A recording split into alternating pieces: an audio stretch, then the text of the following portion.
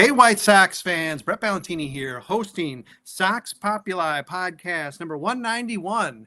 Oh, there might be a little bit of time travel going on with this one, but we're orchestrating our 600 podcast celebration and have decided to bring in for sort of a standalone podcast all its own, our original podcast. I mean, there's an asterisk to that because we did a few. There are some that have yet to resurface, like the first 7 Sharing Soxes are just lost to history because Sports Illustrated doesn't have any media on their site anymore. It's exciting. I'll have to dig that stuff up for all of you 2020 playoff podcast completists so you can listen to it at any time, because that's when that all started. Our original podcast is, in fact, Sharing Sox. And for the first time, I'm getting to host both Allans. Leigh and I have talked many times on podcasts. Will and I have at least once post-pandemic at the ballpark with Bill Meinke as well.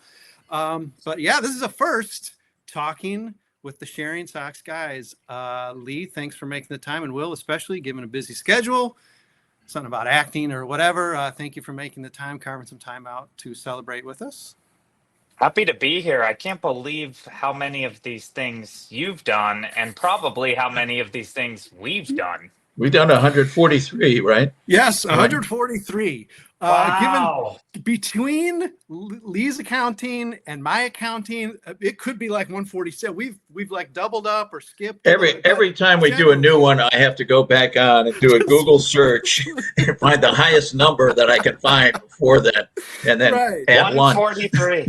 Yes. No matter what, we're comfortably in the range of the batting average of a starting player for the White Sox. See, Will's already brought in. We pledged not to talk about the 2025 White Sox, and he's already pulling it in. It's unavoidable. It hovers over us like a fart cloud. Sharing Sox, first podcast. And again, we're going to get to this in just a second. But episode 1, September 9th, 2020. Excited about the playoffs. And the first one on our current situation, which is counting toward the 600. I mean, we have like a bonus 10 that we're not really counting here. So technically, we're celebrating 610 this week. But the first one was number 8, October 14, 2020. And the title of that, you'll find this quaint, guys. The Managerial Search. Oh, we were so innocent. Are you serious? Innocent. Yeah, I am not going to lie to you about that. I can only imagine. Can we imagine that was one of the many mistakes of this team in the last 20 years or so? That was one of the biggest. Yeah, it's sort of set us on this I still resent that they fired Rick Renneria. I really think that was a horrible mistake. The poor guy was not given a chance. He was never given a chance without Don Cooper over his shoulder with his direct line to Jerry Reinsdorf. That was totally unfair. I can't believe that is the title of that. I cannot. The flashback that just happened for me. Oh my gosh. Yep. We've been doing this since. Oh wow. Yeah. You're almost 5 years in, so reconsider your life choices. We had 2 months of enjoying this bliss, right? Yeah, exactly. And then once we came over to Megaphone, once it was like a legit Southside Sox podcast, once Sports Illustrated dumped us like an old shoe. It got ugly. It's been only pretty generally ugly under, I guess we had that playoff season, whatever that meant. It was Tony La Russa managed. So, I've been lucky enough, I believe, on podcast 100. So you already knew you had at least 100 because I got to be a guest on 100. So we've talked about origin story. We sort of know how you shopped around for a team. We don't have to revisit that fully. But what I want to know from both of you is, do you regret your decision having landed on the Chicago White Sox as your team? Oh, I mean, this is... Well, he never had a choice. No choice. That's how it goes with dads and sons. It's like, this is what you are. Yeah. I was programmed by a cult leader who looks a lot like me. So I will say, it's such a good question. And obviously, I've lived in various cities. I've worked for the Los Angeles Dodgers. And I hate to say it, but I have no regrets. And I can't believe I'm saying that. But there's just something about it when you grow up watching it, and you grow up watching, especially the teams of my childhood. and it was the previous heyday of baseball cards in a lot of ways. So I'm trading Frank Thomas's and Robin Ventura's and Ray Durham's, Ray Durham's my all-time favorite White Sox player. And I have no regrets. The hardship, of course, has been plentiful. But there's still just something about the logo. There's something about the black and white. When I go to a game, I still enjoy it every time, even if I'm angry. There's just something about it. So no regrets. I'm not mad at my cult leader. I have clearly drunk the Kool-Aid, but it wasn't fatal yet. Yeah. You're being very polite. I mean, just the previous podcast we did, I called my dad a jagbag for getting me into this White Sox in the first place. Now, Leigh, if I have the timeline right, I technically, given I was born into this, I'm sure there are infant pictures with me with a hat. I think that means I'm a White Sox fan for maybe a year or two longer than you. But then I guess the question goes to you, Leigh. There's been memories for all of us, but do you regret this decision having, I would think we'd be a lie if you say there's no day that you've regretted the decision. There are days you have regretted the decision. My wife asked me over and over when I yell at the TV, why do you do this? If it's so bad, if it's such a terrible why do you do this? And I don't have a sensible answer. And I don't think most sports fans do. Where they got a team, it just becomes, it's DNA-ish, literally in Will's case, but figuratively in most of our cases we have a choice. I mean, I was born into a Brooklyn Dodger family, and grew up because we moved around a lot. Grew up rooting for the Washington Senators, the original Washington Senators. That's the first game I ever do. Tell you how, you folks want to know how old I am. First game I went to, my dad took me to. Washington Senators and Philadelphia A's. Wow. Yeah. There you go. Wow. But then we lived in Southwest Pennsylvania for a year. The greatest game I ever saw was at Forbes Field. I was rooting for the Pirates all the way and rooted for the Pirates for many years. Moved to Cleveland and was an Indians fan. Now Guardians and Indians, and we even owned stock in them when they went public. But what happened was I went into the service in 1964 as a Cleveland fan. And when I came out in 1971, I did not know, and I'd been overseas, so I wasn't capable of following day by day. This was obviously long before internet, pretty much before electricity. And came out 7 years later, didn't recognize a single player on the team, came to Chicago to go to USC, and got lots of free tickets because my dad was able to get free tickets to Wrigley Field. So I would, and I had a night class on Wednesdays downtown. So I'd go to day games at Wrigley.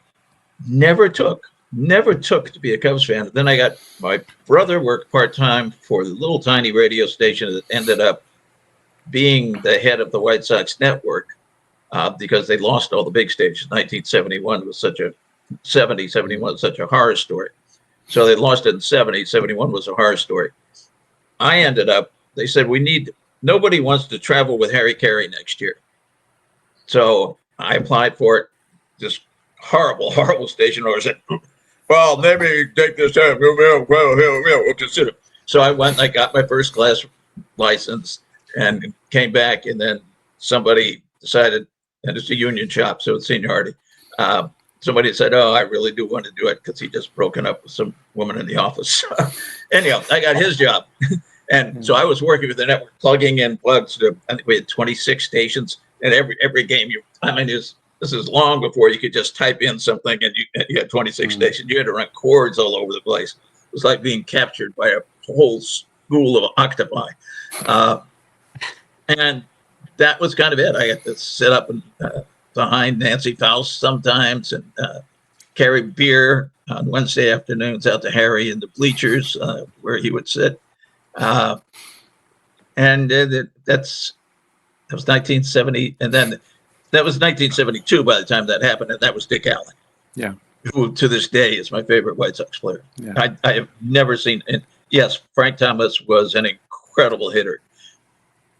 Dick Allen was better. Yeah. He, I mean, almost literally tore the cover off the ball. Never seen a baseball hit that hard. I wish they had radar back then. Mm-hmm. Yeah. Yeah, back then when they did their experiments, basically the Allen era, the first tracking of pitchers was, first of all, primitive. Second of all, from the press box. Not really sure how you're going to get the accurate call from the press box, but that's how, the famous Nolan Ryan pitching faster than 100 miles an hour was from the press box against the White Sox. So, yeah, that's fortunate timing. I could see how that would maybe root you as a White Sox fan for sure. Although I do feel contractually obligated to point out to both you, Leigh, and Will, put an asterisk to your answer. You can revisit the decision at any time, and you may need to because we are maybe not at the bottom. That's what my wife tells me on a daily basis. Yeah.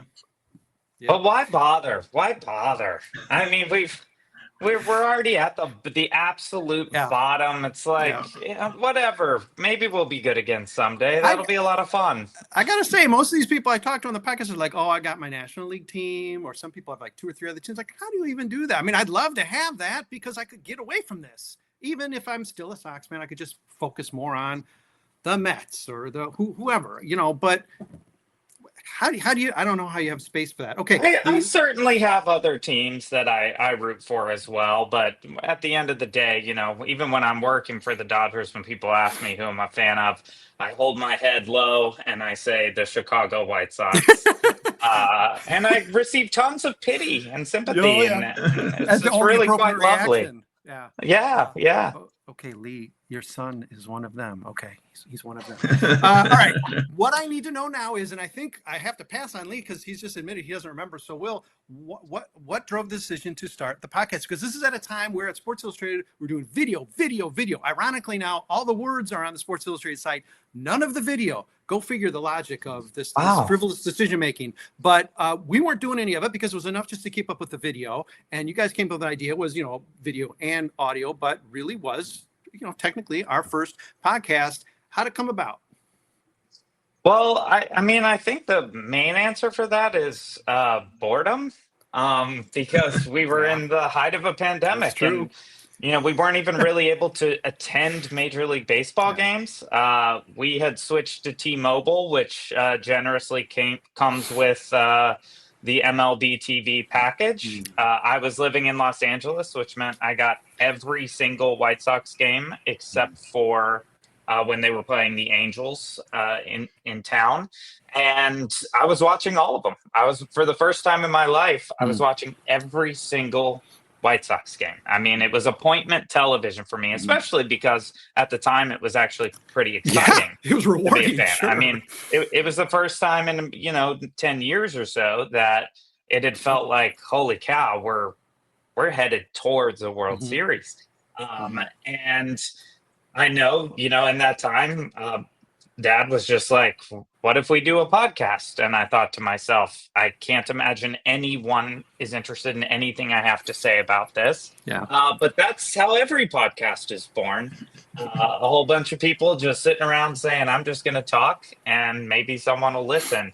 And I thought, okay, this will be a little pandemic thing, little fun side project to keep me going while I'm watching the season. And it just kind of caught on to the bane of my wife's existence. She's still shocked every time I say, "Oh, I can't get breakfast today. I've got to do the podcast." And every single time, without fail, she goes, "That thing's still going?" We are 5 years in. She knows it happens somewhat like clockwork. Every single time. In fact, today when I was on the phone with her, I was like, I'm doing a podcast. So she goes, you just told me you were doing a podcast. And I said, I'm doing a podcast about how we do a podcast. And she goes, if that becomes a regular thing, we're having a serious conversation. Yeah. Interesting that your wife's coming up with the unofficial title of Southside Sox. That thing's still around? Yeah, absolutely. It is too true. Another thing I want to get into before we take a break, quick break, whatever it is going to be, is for a while, and I think I can telegraph the answer here, but you had a number of guests And some of them actually like sort of significant third-party ones. No offense to Rob Coletti or Eric Laughlin or any of the other many actual sort of in-house guests, or it turned out to be in-house guests you had, but some sort of third parties as well. Some interesting programs. Not to say that just listening to Leigh Allan and Will Allan is an absolutely compelling podcast television, because it is. But how'd that come about in the first place? And I guess, what I can telegraph here is, maybe why no longer, but talk a little bit about guests. Will, most kind of the guys who are other White Sox fans are friends of Will's that have come along, like Rob Coletti, who ended up doing that incredible screed on the radio a couple of years ago. My favorite one that I ever came up was Dr. Nathan from Absolutely. USC. Absolutely. Who was a genius of baseball physics. And I'd like to get him again, because we did, among other things that we talked about, of course, was spin rate, which was a big deal. I think that's why I ended up calling him in the first place to get him on. But we were talking all spin rate from pitchers. And it's now starting to evolve about spin rate for batters. Mm-hmm. And I really specifically wonder if that's an Andrew Vaughn problem, because he talked about if you have backspin, it'll carry further. Everybody who plays tennis or ping pong, whatever, any kind of sport, racket or paddle sport, knows that. But specifically, how do you do that? I mean, you got a rock coming at you at nearly 100 miles an hour. How do you specify that you're going to get backspin? Mm-hmm. And of course, if you get too much, it's a foul back or it's a pop up. But at any rate, could it be, for example, that Andrew Vaughn is hitting the ball, instead of the ideal quarter to a half inch below center, a quarter to a half inch above center? So instead of gaining 10 feet from backspin, he's losing 10 feet from topspin. And that's why he's got routine fly balls instead of bouncing it off the wall or over it. And I'm very curious about that. I'd like to talk to, and I think Dr. Nathan's a really nice guy. And I'd like maybe pretty soon get him on again to talk about those kind of things. Because there have been a lot of developments in stats since we talked, 2 years ago, maybe? Yeah, 2, 3, yeah. Probably 2, 3, yeah. He was definitely my favorite as well. No shade to the lovely guys I would bring on, but I remember, because we were talking about velocity and radar earlier, him talking about how they originally had a pitcher set and would drive a car. Yeah, drive a car. Yeah, the Bob Feller test. Yeah, whatever got there, they would compare when the ball hit the wall to when the car drove past the wall. And that was just the coolest thing to learn about. I mean, he was just exceptional, absolutely. Yeah. But we don't have as many guests. It's funny, Brett, and I can't think of any reason for this, but there's not a lot of people who are really excited to talk about the White Sox. Except all of you dear listeners and viewers and readers. God bless you. That's a great call. I mean, you're right. It is a challenge. And then for a while there, every person you had on the podcast just decided to spin off into their own podcast, like Robbie Bob and the Big Blurt that that he and Mikey did there for quite a while. So then, geez, it's just drying up because, they're like, hey, we don't got time for Sharing Sox. We got to do our own show. So yes, our guests became hosts, and sometimes you just have to let your children go live their lives. Yeah, you do. Isn't it the truth? All right, we're gonna take a quick break. Come back, have a few more questions for our Sharing Sox duo here, the Allans. Hang with us for a minute or two. Promise we'll be back with even more intriguing and compelling content in the first half. Hey, White Sox fans, I'm Brett Ballantini. I have no purpose here other than to host, maybe ask a few questions, because this is all about the Allans, Leigh and Will, Duty Geezer, Leigh, younger, not geezering at all, actor Will, on the road, making time on the road for a Sox Populi mothership podcast as we celebrate, if that's the correct word, let's just put it in italics, celebrate 600 podcasts being done, including some 143, by far the second most to the mothership podcast that is Sharing Sox. And of course, as we detailed in the first half, extends even. Isn't there something about doing the same thing over and over and expecting different results being a sign of insanity? Yeah. Yeah, it could go for podcasting. It could go for Sox fandom. It could go for a lot of things. And I have to note, in the first half, we sort of wound up with Leigh providing an explanation about Andrew Vaughn as we record. Again, doing a little time travel here as we record. Just published a piece of Leigh's on Southside Sox, which makes reference to the numerous excuses given to Andrew Vaughn. So Leigh, inadvertently or not, you've added yet another one. It's the spin. It's where he's hitting the ball. Well, Why he needs yeah, I mean, yes, I mean, that'd be a nice one. And it, I just wondered. We've had 4.5 years, or 4 1/3, or 4 1/4 years of excuses for him. So who knows? We might as well come up with another one, get him through another Look, year. I'm not trying to throw anyone under the bus here, and this is just a lesson for all you people out there listening. Get everything in writing, because before we hit record, I was told we weren't talking about Andrew Vaughn today. And yet Andrew Vaughn is still haunting me. Yep. He's Shouldn't hovering have like believed a it. dark cloud. Yep. Should have had my attorney here. This just did not go well. Yep, it's the loud belch of this podcast. His name is Andrew Vaughn. Okay, so the question as we're leading here, I don't know, there's a theme.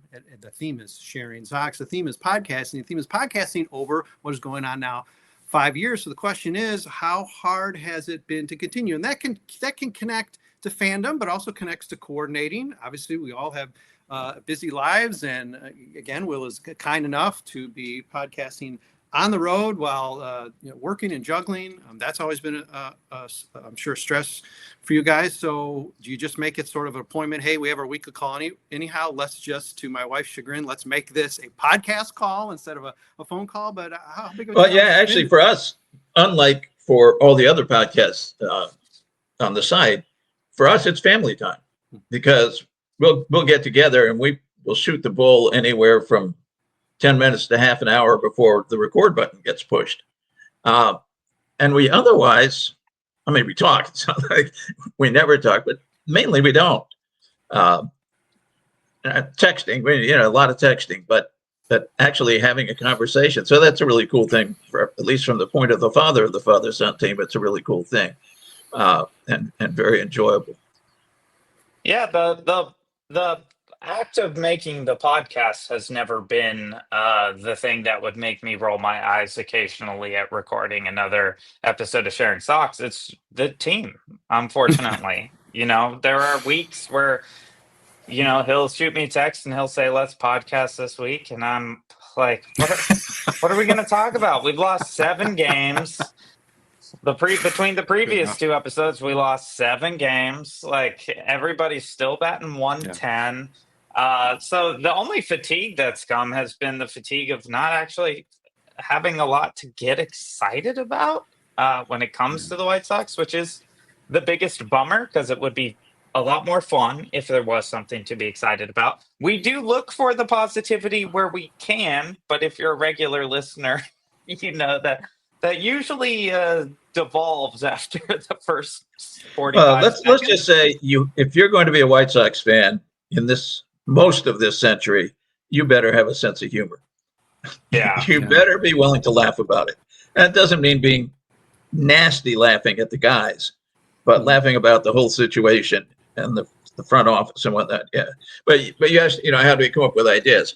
I was a broadcaster and newspaper columnist for almost half a century. 5 times a week, I did broadcast commentaries. 3 times a week, I wrote columns. I can find nothing to talk about and still draw it out forever any day of the week.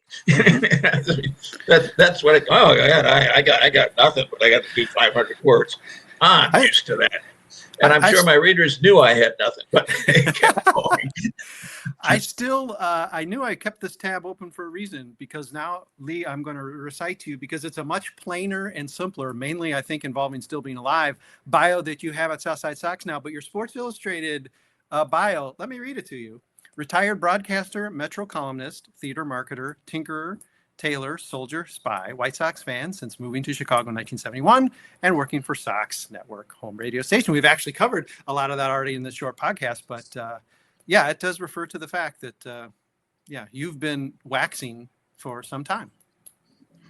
Yeah, he's still a alive. waxer. He's a waxer. Grade A waxer. No doubt about it. But if you're gonna host a podcast, you need a waxer. You gotta have one, especially when you got to talk around this team, because it's true. The hostility is certainly never really, never toward the prospects when we do our farm podcast. It's not really toward the team, although you can have some angst. It's like, wait, where's the hustle? Where's the attitude? Where's the weird comment? But I mean, if there's ever really any hostility, it's front office and ownership. Yeah.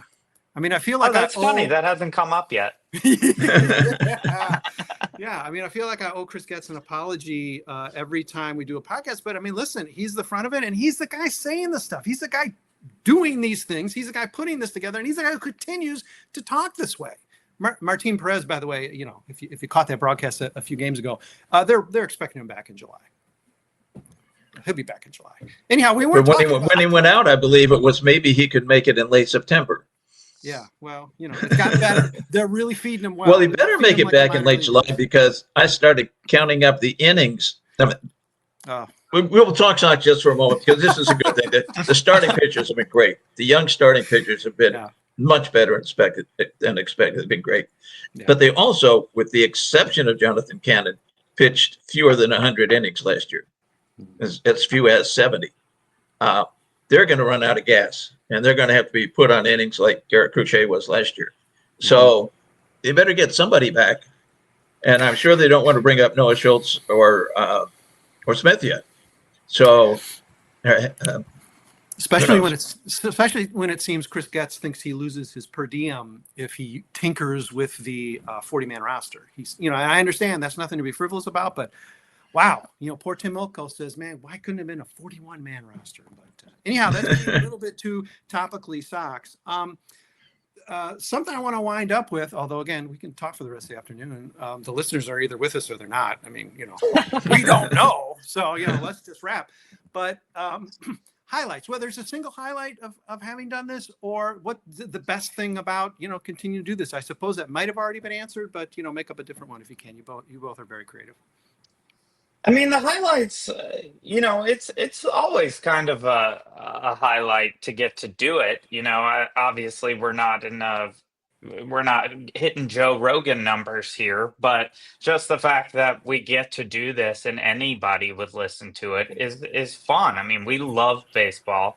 We love baseball more than we love the White Sox. And no matter what, it's a reason to come together and talk about baseball once a week or once every 2 weeks in the off season, whatever it is. And I know I deflect to other teams a lot more than the geezer does, because I just want to talk about the exciting things that are happening in the game before we fall into the pit of despair. But it's just always a treat to even just have an outlet to do this. That's, not just hopping on the phone and talking about the White Sox, but making other people have to, suffer with us. Yeah. I think that's the beautiful thing. Highlights wise, I do always love when we have guests. If anybody's listening to this and says, hey, I really want to come on. I particularly love when we bring on a guest who has some sort of family connection or memories with it. I mean, the podcast is called Sharing Sox. It's revolved around, father, son's love of the game, love of the team. So it's always the most fun for me when people come on and they tell their stories about how they got involved, their first Sox games, first Sox memories. When I'm ever at a Major League Baseball game and they do kids run the bases, I still have a vivid memory of getting to run the bases right before they got rid of old Comiskey, and my T-shirt that I had with little Southpaw on it that said I ran the bases at Comiskey Park, which I wish I still had. Probably can't fit into. I'm a couple pounds heavier. But, just getting to relive baseball memories. And also for me, I'm always in this battle with my coworkers in theater and film and TV that I think baseball is the closest form of entertainment, sports entertainment we have to theater. And I think the drama builds in the same way. I think that's why both of those are American pastimes. So I'm just naturally always gravitating towards the game, and it's cool to have an outlet to share that passion. A key point to interject before Leigh gives us his great memories is you do have to be a Joe Rogan to get Joe Rogan numbers. And let's just all feel thankful that we're not that. Yeah. I'll make That's that true. trade. Yes. any We're day of glad the we're week. not. That's good. It's true. We could have opted to be your most controversial podcast, and we did not. So Leigh, how about you? Well, it's hard. Just as I can't remember how it got started, I also I remember doing many of them. I just like doing them. It's fun. It is an outlet. Neither of our wives are sports fans. I guess Will's more than mine. So it's a chance to get on and converse. Now, Will's seeing people all the time. I'm retired. Mhm. I'm not. And we have a thing, and I'm sorry, we'll mention White Sox here, that we started 3 years ago, that we will not put a penny into Jerry Reinsdorf's pocket. And yeah, maybe if I watch TV, he gets an extra 1/10 of a cent of advertising money or something. But at any rate, so that when Will's in town, which he was last year and will be again this fall, we buy tickets on third-party sites that don't come from the team, where they, put them on StubHub or whatever. We eat lunch before we go to a day game. We take the red line, so we're not paying for any parking. And we go to the game and we leave. And we enjoy the game. But we haven't paid Jerry anything. Yeah. So we do get a thrill on that side. But anyway, yeah, I mean, it is just a chance to talk. And we talk probably 95% White Sox, and might delve into a team that's doing particularly. I mean, Will just went on a rant about the Rockies on our last episode because they're going to kill the White Sox record. How dare they? I mean, we're sitting here, we went through all of last season to make it to 121 losses, cheering losses in September. And now the Rockies are going to blow by that in August. We can't even be the worst, the best. And that just drives me crazy. No, but that does bring up last year, which was a challenging year because you're going to be terrible. You're going to do this podcast every week for a team that's terrible. But it ended up being one of the most fun years to do the podcast because you were in pursuit of greatness. And I use greatness lovingly. But it was fun to follow along and catch up every week and follow that ride of, we're calculating potential losses and wins every week on the podcast. Can we get to it by the time I'm in the stadium in Anaheim? Do I need to drive to San Diego to see number 121? They were despicable and did not do either for me. But that was actually a really fun thing to follow and to talk about. And now it's kind of getting fun again in that there are glimpses of hope. I actually like a lot of the young guys, and that's going to be can fun. Think at least half a dozen I can come up with, But that's pretty good. And, I think moving forward, that kind of re-energizes you after such a historic event of last year's season to say, like, okay, we are actually moving towards something worth watching. And that's exciting. Even if it's going to be bleak for another season or two, it's cool to see that there are things happening, and there are, it seems like personalities and guys we can get behind. Our podcast, we've always made it that we don't attack the humans unless they have done something despicable, and but there's a particular human in mind there, but. Yeah. We try to, stay on the side of the guys themselves. And I think that's the right way to be, because I do believe that they're going out there for the most part, trying to win baseball games, trying to, entertain these fans. And so I'm always happy to support guys. I had that dream when I was a kid, and I know that they're living out that dream. I don't want any of their dreams to fail. I'm never rooting against these guys. And hopefully we get some more of that moving forward. Well, that said, Will, do not lose faith in the ability of the White Sox to even string this back to back, and do not have too little or too much faith in Colorado. They have a brutal division, and that really is something that is different. As much as the White Sox made the Central really good last year, and I guess they're also a little better than usual. I mean, this is a much different challenge. So, Yeah, if the White Lee, Sox were in the NL West, we'd be going 2-160, and it would be really exciting. yeah. Yeah, and Lee, when you mentioned the amount of advertising you might be getting, if you've seen the highly localized commercials that are on the whatever that network is called now, you know they are literally getting about 1,000th or 100th of a penny based on what, because I think a lot of those commercials might even be gratis because wow, they are as moonlike as you can get. So yeah. Some of them, I mean, some of the ones with the ball players are just fun. The guys don't. Yeah.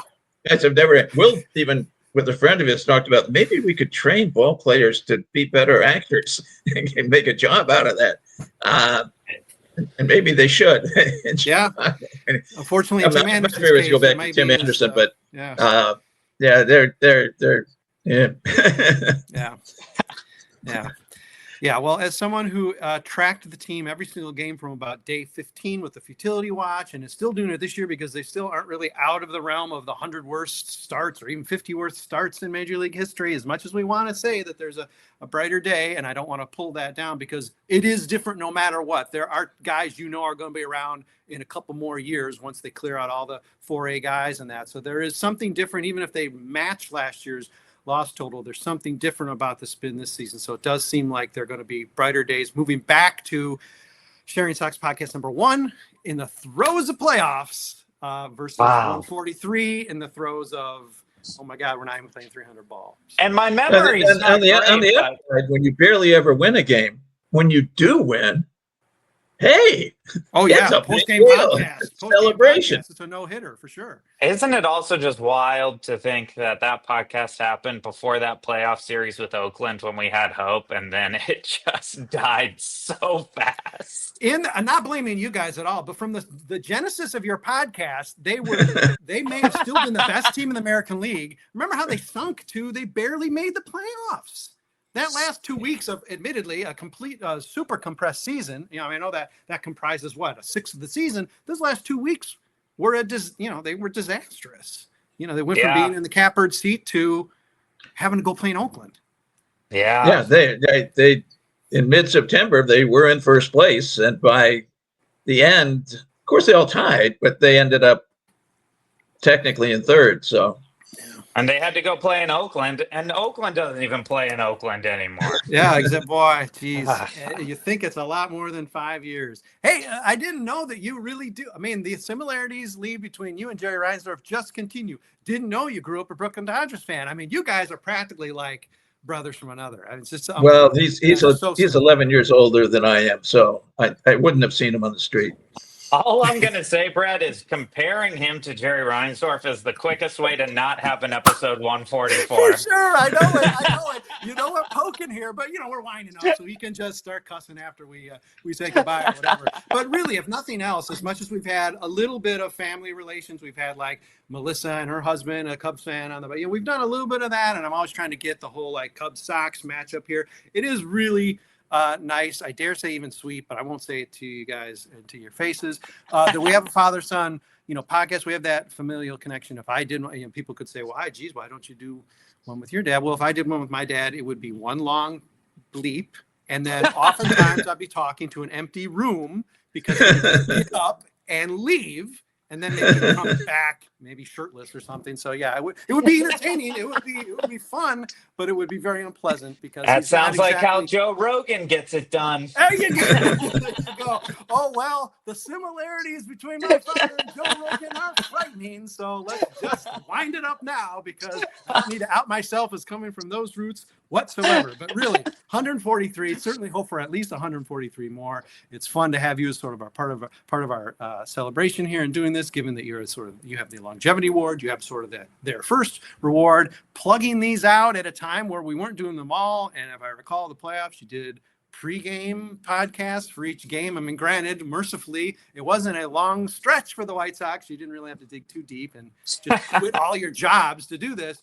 They got you out of it pretty quickly, but that dedication was cool. It probably did inspire me to say, all right, I never wanted to do these ever. So, I mean, to say, okay, well, let's do some podcasts and aren't just Sharing Sox. It's a little embarrassing that we don't have anything else, but Sharing Sox doing this is as great as you acquitted yourself. So thanks for being there for us. And thanks for finally sitting down with me and getting to do with one of these. Our pleasure. I'm sure it's like, Brett, why don't you ask us? So yeah, I'll do that more often. I'll try to cajole Will into making up a new story to his wife about yet another podcast that needs to be done. No, this one's about acting, really. And then we'll just This squeeze the podcast is requisite amount. about how we did a podcast about the There you go. podcast. You know, pretty meta. And then It's she'll fine. slide the divorce papers across the table. Now let me do a one-act play for you. Yes, absolutely. All right. Well, thank you. Again, as always, thanks to everybody all the way back to our Sports Illustrated days, stretching with us, the Sharing Sox. You know who you are out there. Thank you for watching, reading, listening. Without you, there's no purpose to us being here. Stay tuned for episode 144 of Sharing Sox. Oh, I don't know. It's coming up in a week or so. Win some games, White Sox, and you'll get another Sharing Sox podcast. But thank you for taking the time out, Will. Appreciate it a lot, and Leigh as well, as always. And hey, look forward to the next Sharing Sox and the next anniversary and the next time I can have the Allans on with me on the Mothership podcast.